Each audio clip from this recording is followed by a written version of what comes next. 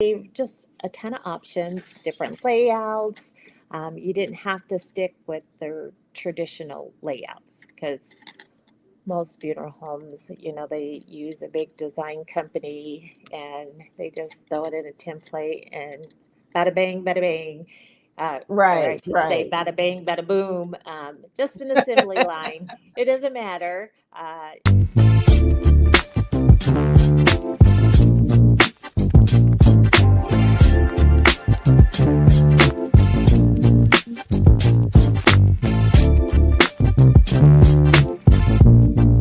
In the meantime and in between time, our special guest is settled. Hello, Kimmisha. Good evening. How are you? I'm wonderful. How are you? Thank you for joining me tonight. Well, thank you for having me as your guest this evening. Now, tell me before we get started, is it Kimmisha Michels? Kimmisha Michels. Michaels. Okay, so that's why I said I wanted to ask. I hate saying people's name wrong. Oh, trust me, I know. I grew up and people used to butcher my name. And Oh, so I got tired of people butchering my name. And so I started going by Kim as a nickname. And then when I got older, I was like, you know what? I think I'm just going to go back to my birth name. well, nothing wrong with that. Now, I would tell you, at least people butchered your name on accident. People used to call me Rahonda. Rwanda. I don't know how they get Rwanda. That's what I'm saying. But they were doing it on purpose. Rahonda, like that's not my name. Yes, I remember people used to think, um, oh, your name is Kimberly. And I'd be like, no, not Kimberly. I'm not a Kimberly. I'm a Kamisha. Don't call me that. I love that. Well, now we've talked about names, but tell me about Kamisha the author. Oh, And my. also, before you even get started, you're more than just an author. I visited your webpage, and you do a lot of things for your clients. So let's start with that, and then we can go right into the author piece. Okay. So I am a creative. I do a variety of designs, whether it's branding, book covers, signage, and specialty stuff. Specialty items are is kind of like my gig. Okay, now when we talk about specialty items, what do we mean? So bereavement is one of them. Um, when my mom passed away, and we went to the mortuary to design her services, I did not like those templates Yeah. because in my mind, those templates said there was nothing special about her, that she was Mm, just like everybody else.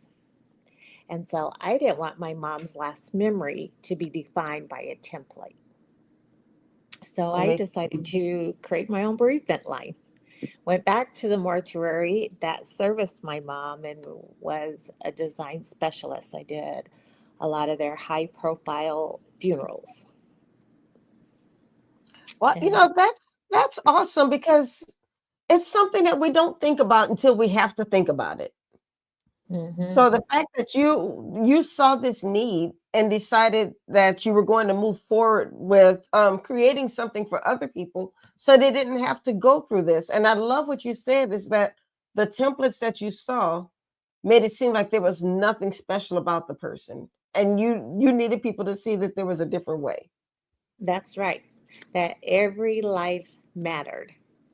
Yes. Even if they're the so called black sheep in the family, I figured out a way how to get around it. We told custom stories, um, and gave just a ton of options, different layouts. You didn't have to stick with their traditional layouts because most funeral homes, they use a big design company and they just throw it in a template and bada bang, bada bang.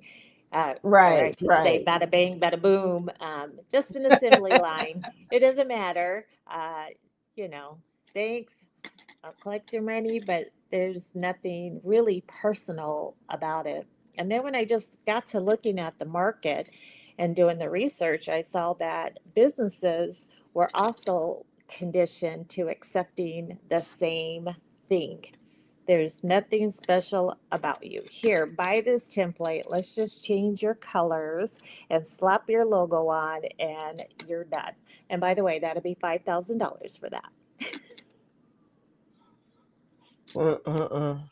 There was none of the Yeah, brand's personality. And even though it has gotten better over the years, it's still that let me just slap, let me just throw a template on you. right, right. And and especially when the person had lived out loud and the person didn't fit into a template, why do we want to force them into a template now that they've passed? Because it's easy. Not only is it, well, it really isn't that easy because the same amount of time that it takes to edit a template, you could do a custom design. Well, it's good that there are people out there who are thinking about that, because often when somebody's lost the love when they're not thinking on that level. So I'm really glad to know that there are companies like yours that help us through this process. And I think it almost makes the grieving process go a little bit easier. Yeah, I I have this natural ability to read in between the lines and pick up the essence. Because a lot of times all I got was a piece of paper with date, birth, death date, and nothing about who they were. And so just followed my gut instinct. And even though I sweated the whole time of, oh my gosh, what if I'm off on the design? Um, but that wasn't even the case. When it was presented, most of the time people are like, how did you even know? I'm like, Mm, I, I didn't. I just went off a gut feeling. And a lot of times my designs are based off of gut feelings. And sometimes, people don't, why did you take this direction? And it's hard to explain because that's what my gut said to do. right, right. That's awesome. Now, you actually moved into writing, as in not just obituaries or so forth, but now you're actually writing books. What are your books about? um, most of most of the books that I have been in have been anthologies, and I just talked about my journey from being in a narcissistic marriage Mm, and how it just crippled me. I lost all my self esteem. I got into this habit of hiding, afraid to be seen. Um, I wanted to share my work, but as long as I can hide so no one could see my face or know that it was me who put it out. so what is your latest anthology? Um, the last one that I did was the That's um, a very striking cover. yes. So this is one of my designs. Oh. So this book is about breaking the mode, and I just talked about my journey of getting on the other side. I don't think people really realize the hold that a narcissistic relationship can have on you because they strip everything away from you. And Hmm. even if you're out of the relationship doesn't mean that your mind is free from it. So it's almost like the slave syndrome. You're free, but then you still have the same behaviors as though you're still in slavery.